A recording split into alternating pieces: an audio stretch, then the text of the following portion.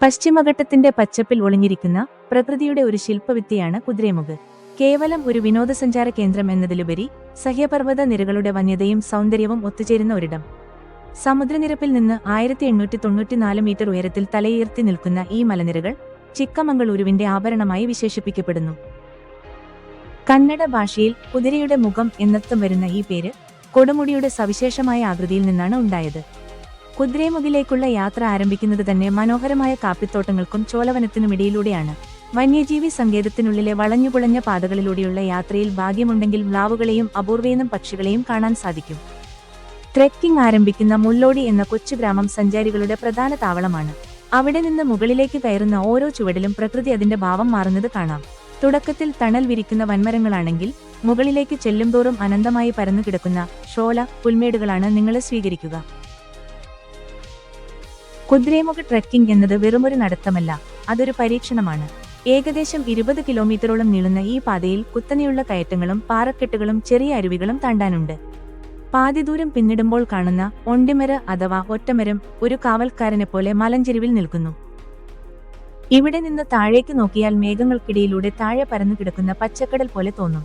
ഈ പ്രദേശത്തെ ജൈവവൈവിധ്യം ആശ്ചര്യപ്പെടുത്തുന്നതാണ്. തുംഗ, ഭദ്ര, നേത്രാവതി എന്നീ 3 പുണ്യനദികളുടെ ജന്മം ഇവിടെയാണെന്നത് കുദ്രേമുഖിന്റെ പവിത്രത വർദ്ധിപ്പിക്കുന്നു.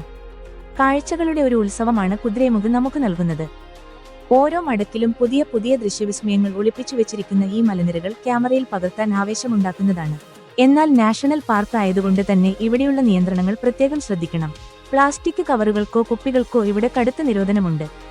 നമ്മൾ കൊണ്ടുപോകുന്ന ഓരോ വസ്തുവും തിരികെ കൊണ്ടുവരുന്നുണ്ടെന്ന് വനം വകുപ്പ് ഉദ്യോഗസ്ഥർ ഉറപ്പാക്കും.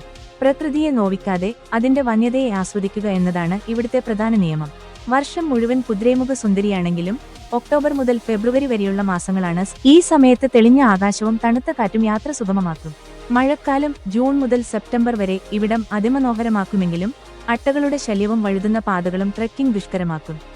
കുദ്രേമുഖ് ടൗണിലോ സമീപത്തുള്ള കലസയിലോ ഉള്ള ഹോംസ്റ്റേകൾ തിരഞ്ഞെടുക്കുന്നത് പ്രാദേശികമായ ഭക്ഷണവും സംസ്കാരവും അടുത്തറിയാൻ സഹായിക്കും. കുദ്രേമുഖ് യാത്ര പൂർണ്ണമാകണമെങ്കിൽ തൊട്ടടുത്തുള്ള നേത്രാവതി പീക്ക് കൂടി സന്ദർശിക്കണം. നേത്രാവതി നദിയുടെ കുളിരും മേഘങ്ങൾ മുട്ടിനിൽക്കുന്ന പുൽമേടുകളും പശ്ചിമഘട്ടത്തിന്റെ മറ്റൊരു മുഖമാണ് നമുക്ക് കാട്ടിത്തരുന്നത്. കുദ്രേമുഖിന്റെ അതേ വശ്യതയോടെ എന്നാൽ കുറച്ചുകൂടി ശാന്തമായി പ്രകൃതിയെ അനുഭവിക്കാൻ ആഗ്രഹിക്കുന്നവർക്ക് തിരഞ്ഞെടുക്കാവുന്ന ഇടമാണ് നേത്രാവതി പീക്ക്. നേത്രാവതിയെ പറ്റിയുള്ള മുഴുവൻ വിവരങ്ങൾ ഉൾപ്പെടുത്തിയ വീഡിയോ ഉടൻ തന്നെ നമ്മുടെ ചാനലിൽ വരുന്നതാണ്. പ്രകൃതിയുടെ മടിത്തട്ടിൽ അല്പനേരം വിശ്രമിക്കാനും തിരക്കേറിയ നഗരജീവിതത്തിൽ നിന്ന് മാറി മനസ്സിനെ ശാന്തമാക്കാനും ആഗ്രഹിക്കുന്നവർക്ക് കുദ്രേമുഖ് എന്ന ഈ പച്ചപ്പാർന്ന സ്വപ്നലോകം ഒരിക്കലും മറക്കാനാവാത്ത ഒരു അനുഭവമായിരിക്കും. പശ്ചിമഘട്ടത്തിന്റെ ഈ കുതിരമുഖം കാണാൻ ഒരിക്കലെങ്കിലും നിങ്ങൾ സമയം കണ്ടെത്തണം. ഈ വീഡിയോ ഇഷ്ടപ്പെട്ടാൽ സബ്സ്ക്രൈബ് ചെയ്യാൻ മറക്കരുതേ.